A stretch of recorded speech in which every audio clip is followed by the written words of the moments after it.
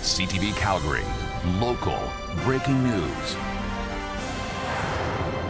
Good afternoon. An Airdrie couple says the Canada Revenue Agency is trying to recover thousands of dollars in COVID-19 benefits, despite the fact their claims were approved. Daria Skippington-Raffles says she owes about $33,000 and cannot afford repayment after the CRA determined she was ineligible for multiple benefits. The tax agency is looking to recover more than $10 billion from overpayments and people who received money but weren't supposed to.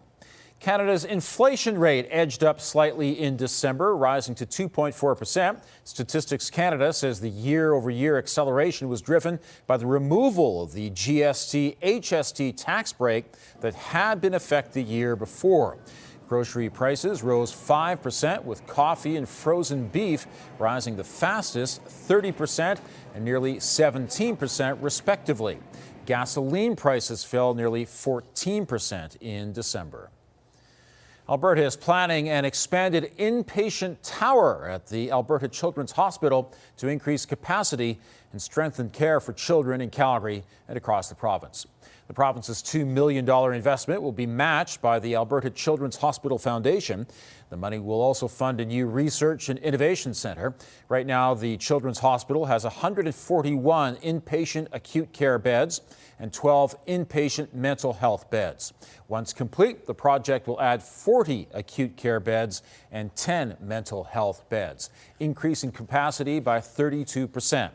The new Centre for Research and Innovation Care will help personalize treatment, advance precision medicine, and integrate research with clinical care. Today marks the official start of the federal government's new firearms buyback program. Anyone who has a possession and acquisition license will be receiving either an email or letter from the National Firearms Centre. It will have instructions on how you can find out if you have a prohibited firearm that is eligible for compensation and how to go about obtaining it. Since 2020, Ottawa has outlawed about 2,500 types of guns, including the AR-15, saying they belong only on the battlefield. Valid license holders choose not to participate in the buyback program and must dispose of or permanently deactivate their banned firearms and devices before an amnesty period ends on October 30th. Alberta is one of several provinces saying they will not take part. The federal public safety minister hopes a compromise can be reached, but everyone will be expected to comply with the law. A busy weekend for a group of Albertans trying to force a referendum on separating from Canada. Stay Free Alberta, the group heading the petition, hosted several events across the province. Alberta needs to be strong and free from the shackles of the Liberal government. We are tired. We don't matter in this relationship, and it has to stop. I think we've had enough. They need 177,732 signatures by May 2nd in order to trigger a referendum. Meantime, another petition is nearing its deadline. This one is aiming to oust Education Minister Dimitrios Nikolaidis. Organizers have until Wednesday to gather over 16,000 signatures, but admit they won't reach that target. This is one of 26 recall petitions currently underway. All but 2 target UCP MLAs. WestJet has announced its 100th destination from the Calgary International Airport, and it's the airline's longest flight yet. A special Carnival performance this morning at the Calgary Zoo as WestJet revealed a new non-stop flight to Sao Paulo, Brazil. That's a 14-hour trip on a Boeing 787 Dreamliner. The service will run 3 times a week beginning in November. And this is the 100th non-stop destination, making Calgary the best connected mid-sized city across all of North America. We are super proud as WestJet that we are the airline that grew over the last 30 years to what it is today and who makes this possible. This isn't just a connection to another city, this is a connection to another continent. And so if you look at Sao Paulo, it is one of the major aviation hubs. And so from there, you can connect to all of South America. WestJet says the route opens new leisure and business opportunities with connections across South America through its partner airline, LATAM. The Flames have traded one of their top defensemen. Rasmus Andersson is now a Vegas Golden Knight. In return, the Flames acquired defenseman Zach Whitecloud, college prospect Abram Wiebe, a 2027 first-round pick, and a conditional 2028 second-round pick.